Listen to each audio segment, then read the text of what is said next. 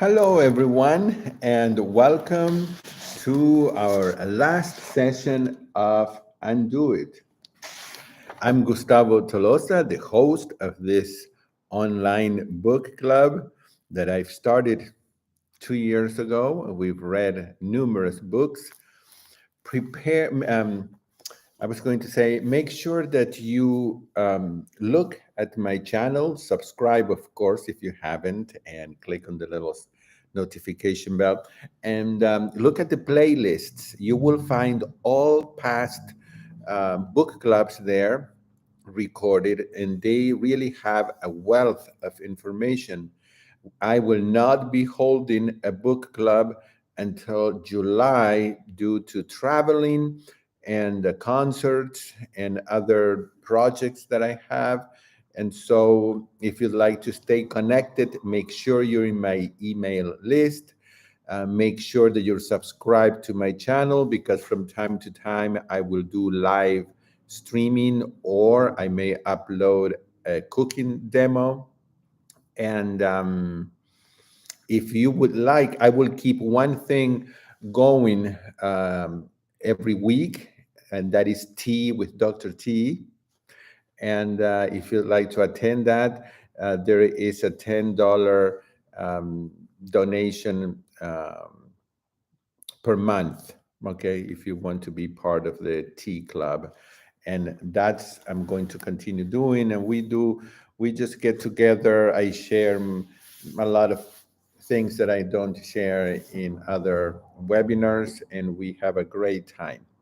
So today we are in chapter 7, and chapter 7 is about um, love more, because as you know, here there are four uh, elements, we could say, and it's eat well, move more, stress less, love more.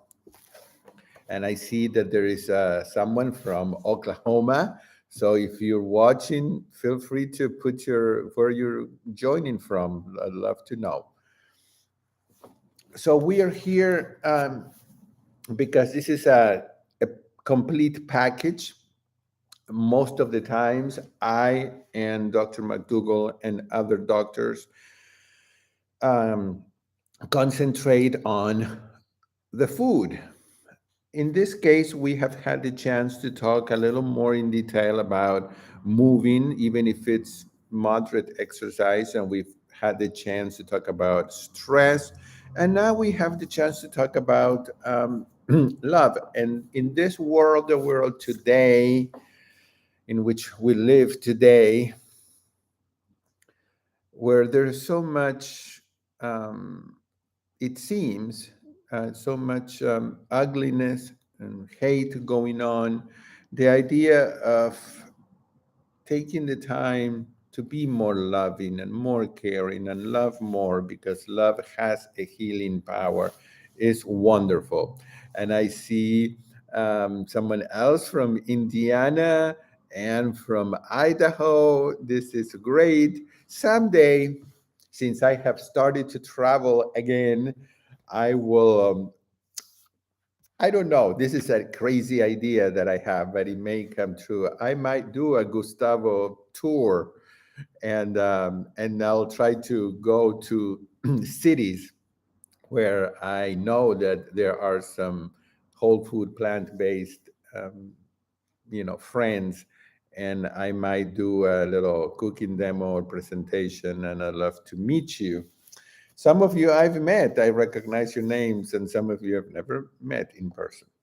So I am on page 196, and it says the need for authentic connection and community is primal, as fundamental to our health and well being as the need for air, water, and food.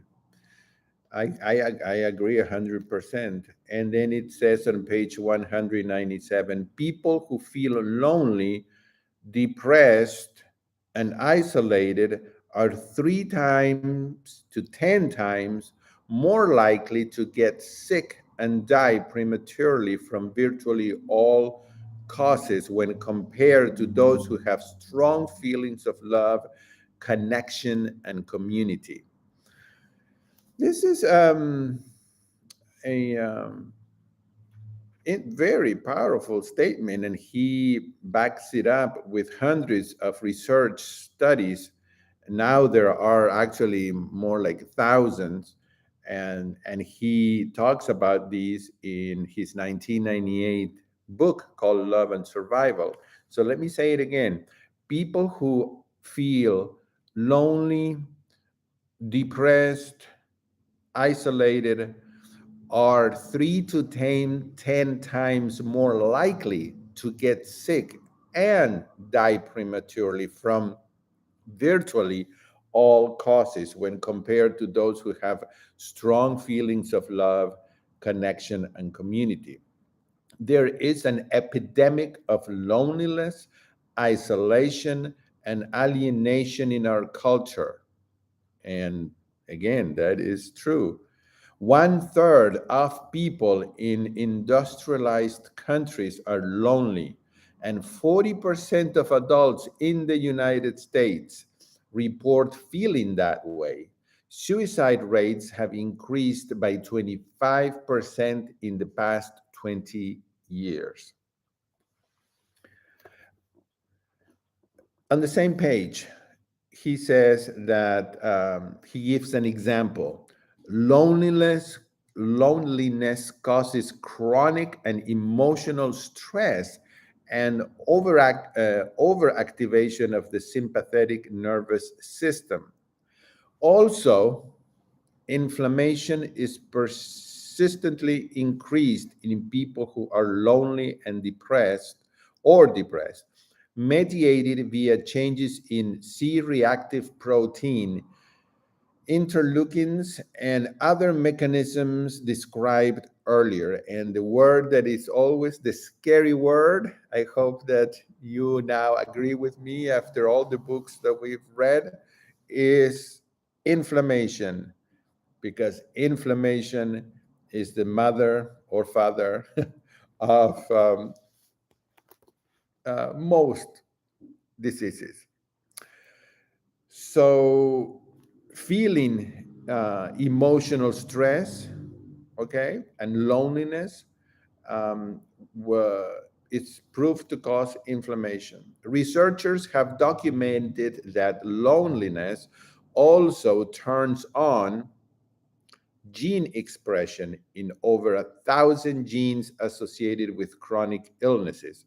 These include, once again, turning on genes that promote chronic inflammation, immune activation, and cell proliferation, and turning off anti inflammatory genes. On the other hand, love and intimacy exert their healing influences via these same mechanisms, but in positive ways. For example, social support buffers the stress response by changing gene expression in the brain, especially in the amygdala, the part of the brain that regulates stress. On page 198, Dr. Ornish says intimacy, anything that brings us closer together and away from isolation and loneliness, is healing. We sometimes refer to this as horizontal intimacy.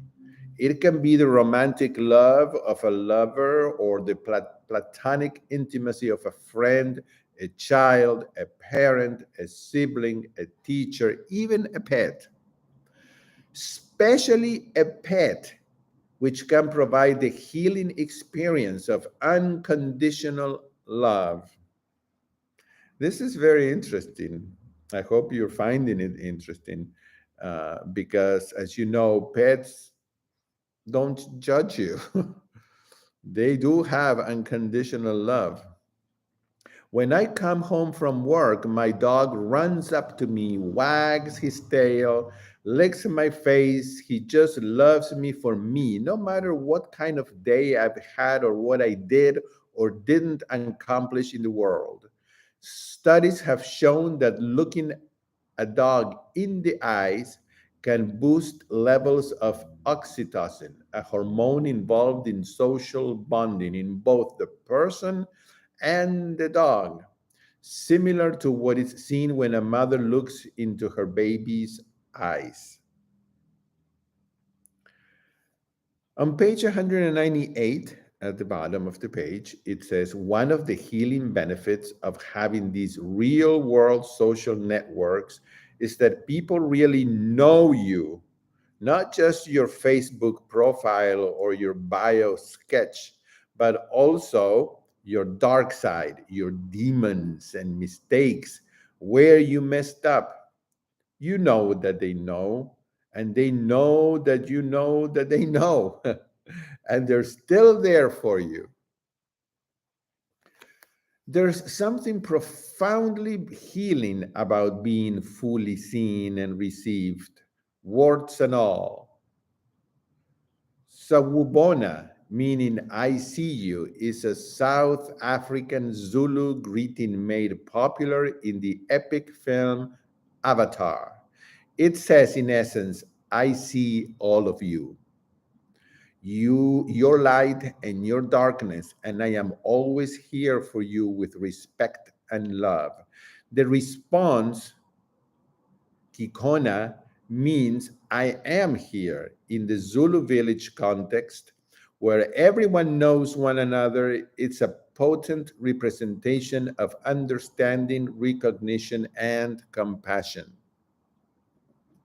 And this makes me think now of living in big, huge cities where we don't feel the connection, the social connection, because it's too big and it's sometimes impossible, as opposed to living in these little villages where or little towns where everybody knows each other, and sometimes they might not be comfortable, but there certainly is more sense of connection, uh, just because it's a smaller place.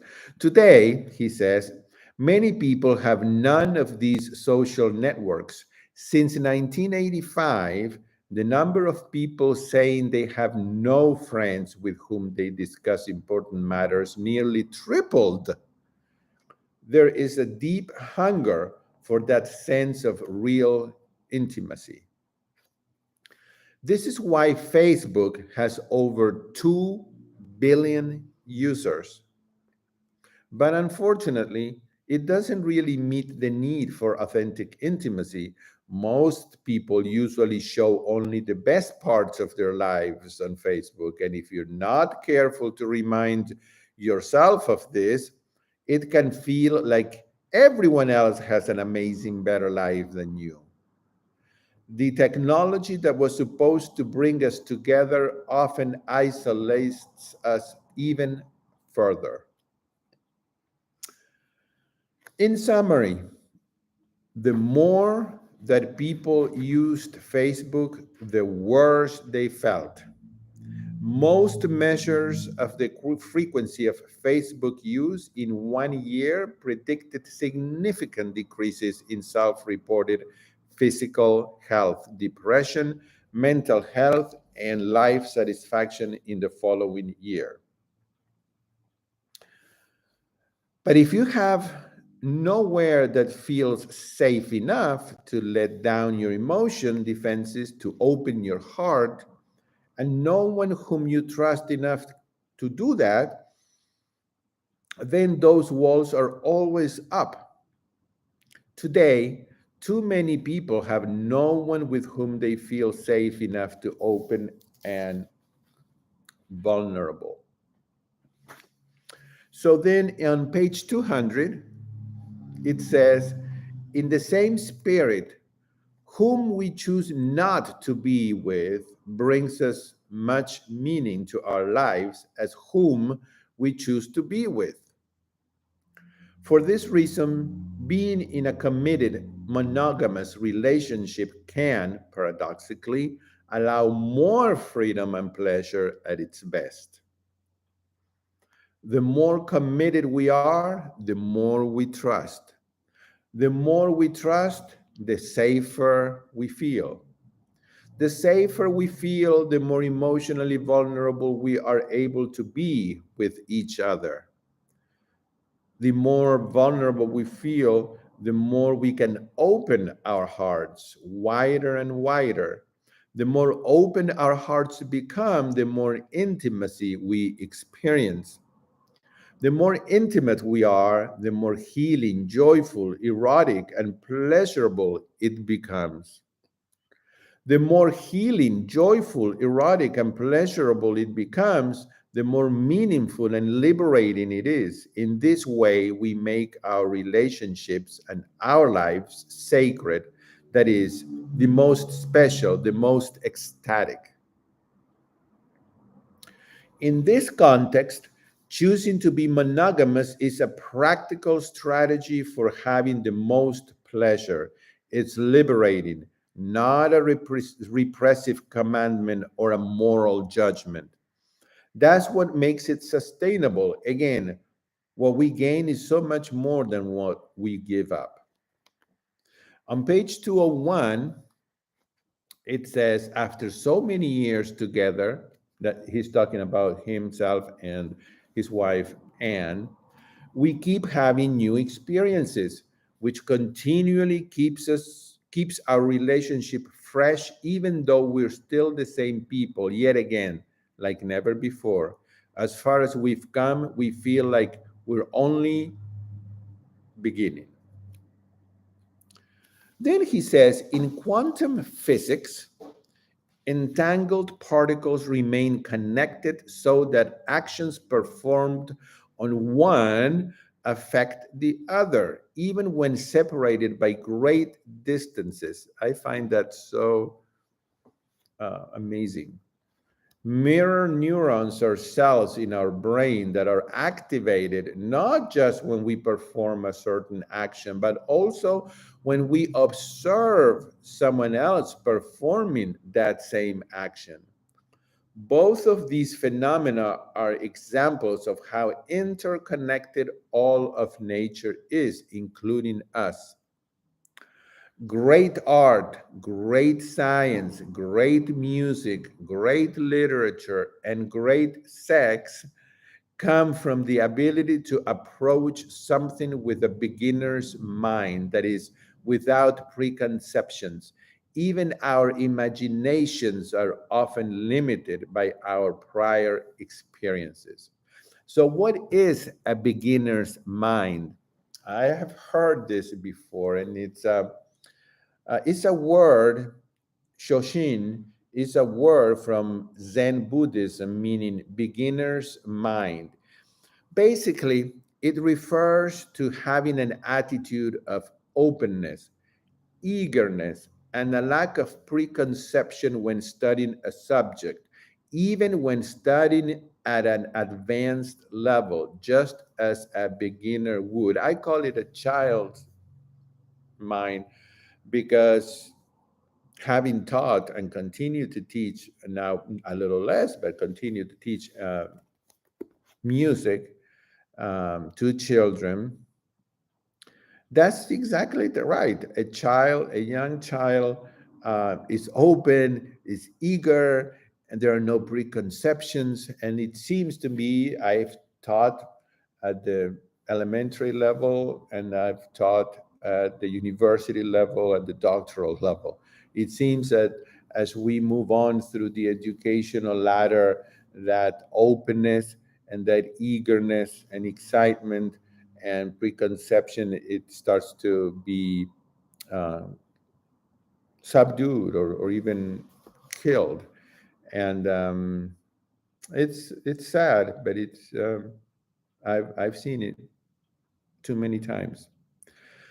As Shunri Suzuki wrote in his classic book Zen Mind, Beginner's Mind, in the beginner's mind, there are many possibilities. In the expert's mind, there are a few. Bonjour, someone says from Massachusetts. Okay.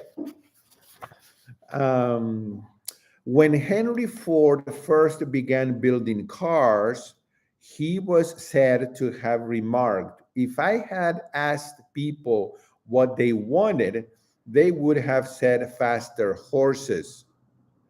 How would they envision something they'd never seen? Is not within their frame of reference. To have experiences that we've never had before requires a sense of openness, curiosity, adventure, trust, surrender, and vulnerability, all of which can significantly expand the new discoveries, pleasures, and meaning available to us, allowing this way of living to be continually fresh and therefore sustainable."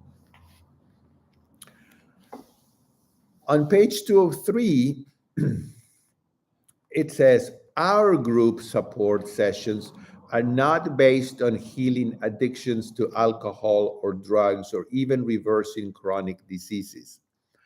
They are designed to enhance intimacy and to facilitate a strong community of people who are supporting each other as they go through life together. When that happens, healing often occurs." Please feel free to type. I'm reading the chat if you have any comments, any questions.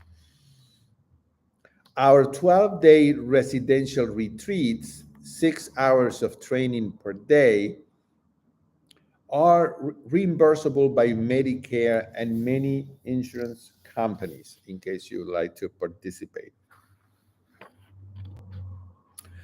There is evidence from at least 15 randomized controlled trials with people who have cancer indicating that effective psychological support increases the length of life as well as improving the quality of life, where chronic depression predicts a poor prognosis. The presence of chronic stress hormones such as cortisol predicts more rapid cancer progression. Inflammatory processes affect cancer growth and progression. Sympathetic nervous system activity, telomere length, telomerase activity, and oncogene expression are affected by stress and can affect cancer growth.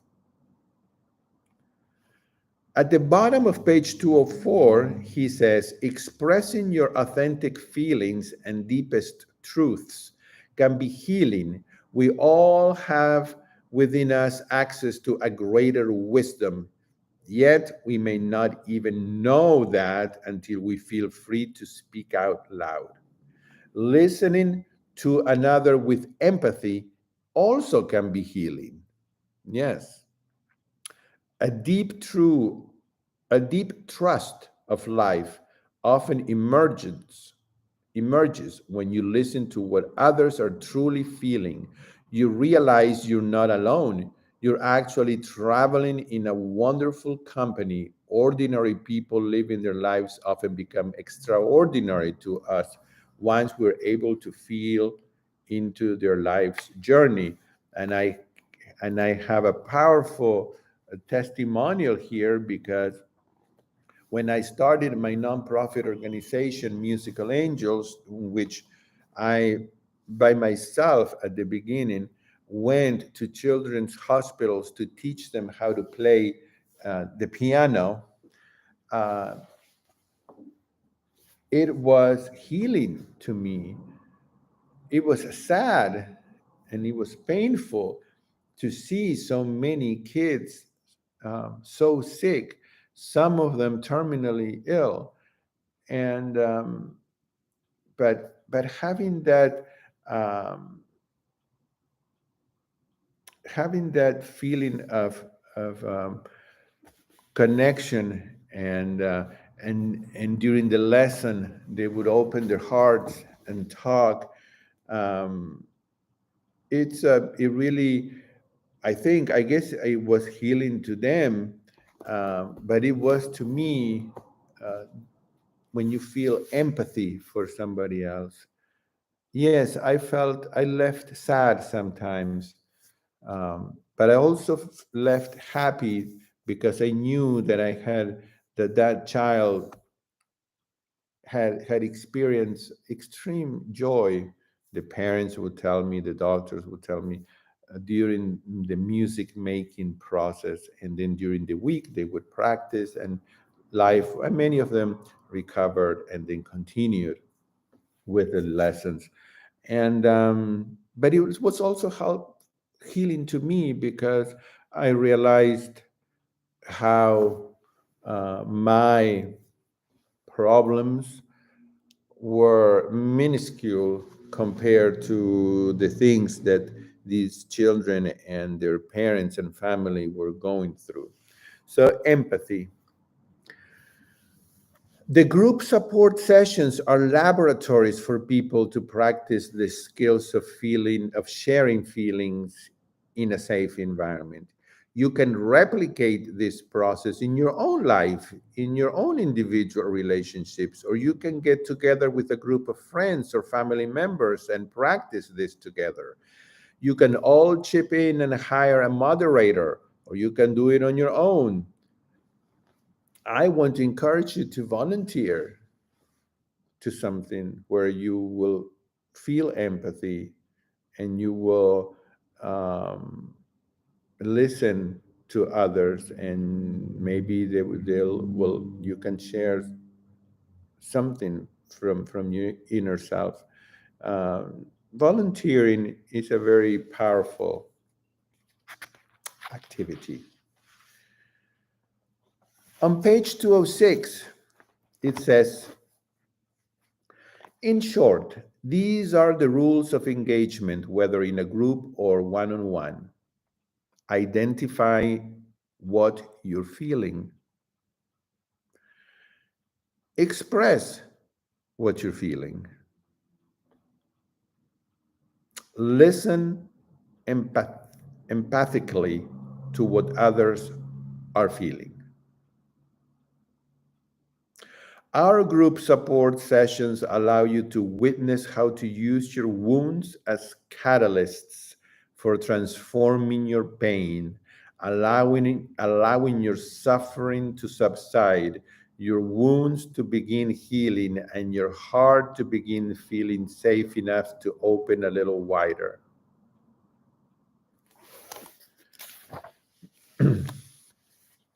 On page 209, Anne says, the word intimacy comes from the Latin intimatus, which means to make known.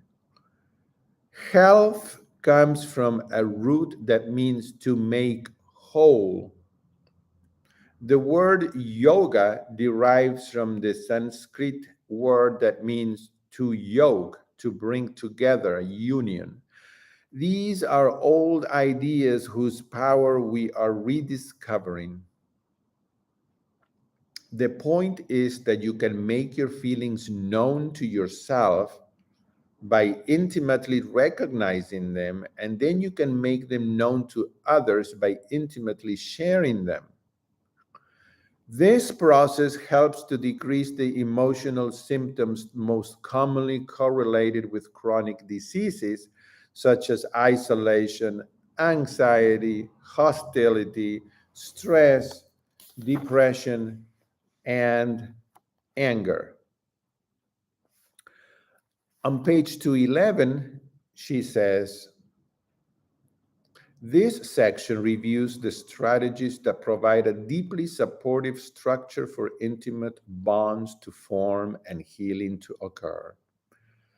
Our feelings connect us, whereas our thoughts often are perceived as judgments that isolate us. Feelings include joy, anger, peacefulness, anxiety, worry, love, and so on.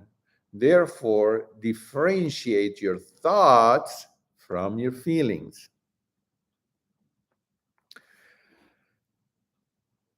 One basic principle of good communication is that our feelings help to connect us, where thoughts especially judgments, tend to isolate us.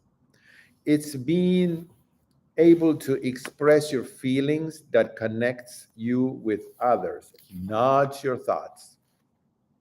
One of you says, we need more people like you who are able to see they can offer some of themselves to lift and bless others. Thank you. Okay. Well, thank you. I don't know. Sometimes I feel like I don't do enough. I don't do anything. But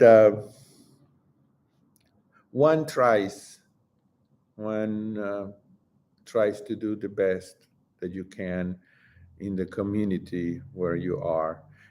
Nowadays, with the internet, we could even do that, even uh, being miles and miles apart. So we're getting towards the end here, and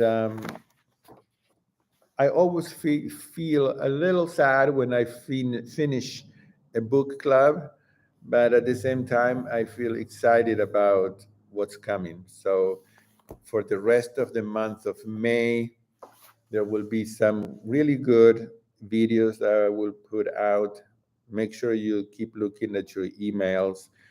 If you don't receive emails from me, then that means you're not in my email list, and you can email me at info, and I will type it here, info at plantemas.com. Um, so that is PLANTEMUS, and I will add you, or you can go to my website, which is plantemas.com, and click on contact and uh, send a request.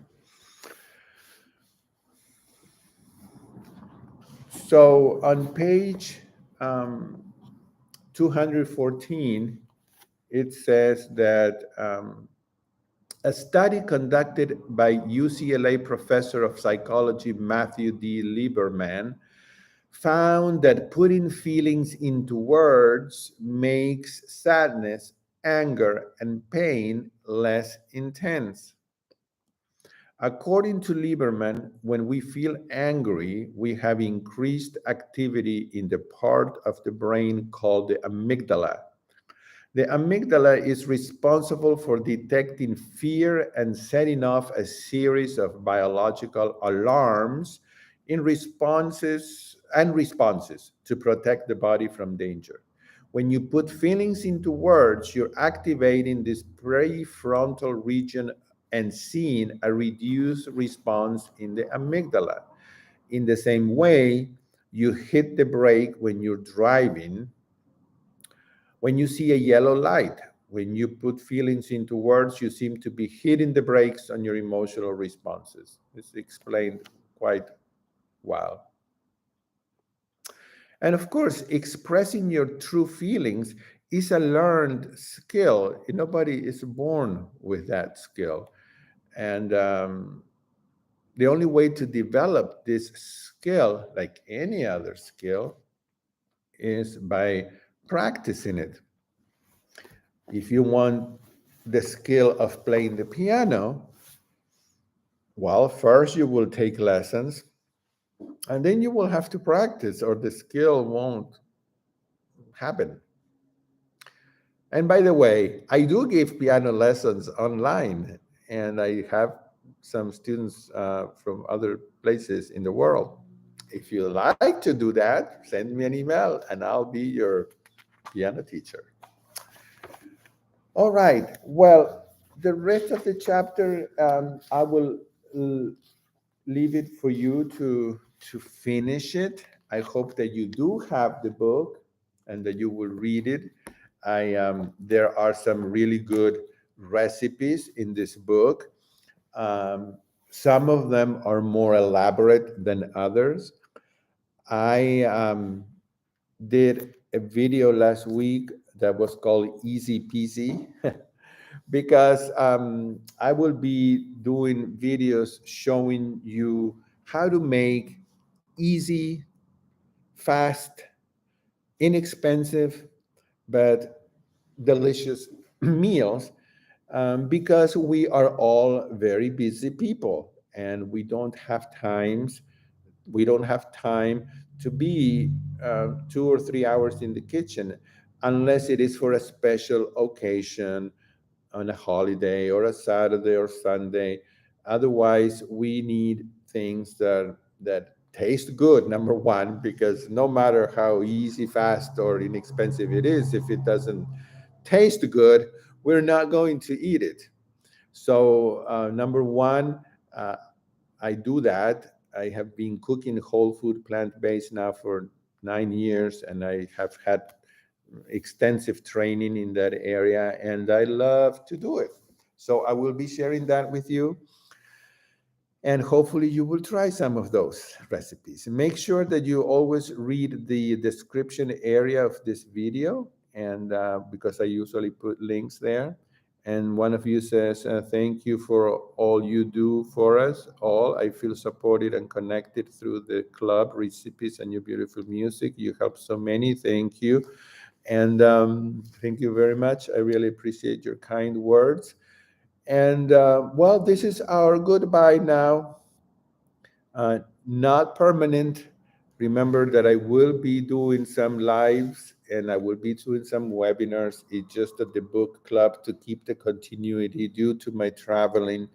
I feel like it won't be continuous. I will be spending a week at True North Health Center in the next few weeks, and I will be sharing my stay there. And I think you're going to like to see that. So make sure, like I said, to subscribe to this channel, to be in my email list, and so that we can stay connected. And I may take a little long, maybe a day or a few hours, but I will answer your emails if you ever need to email me. My email is info@plantemas.com. It goes directly to me, so feel free to write. Until then, once more, explore my YouTube channel. You explore the playlists. There are book clubs there, there are cooking demos, and there is music if you'd like to hear some pretty good piano music. Goodbye, everyone. It's been very nice to have you in this book club. Bye bye.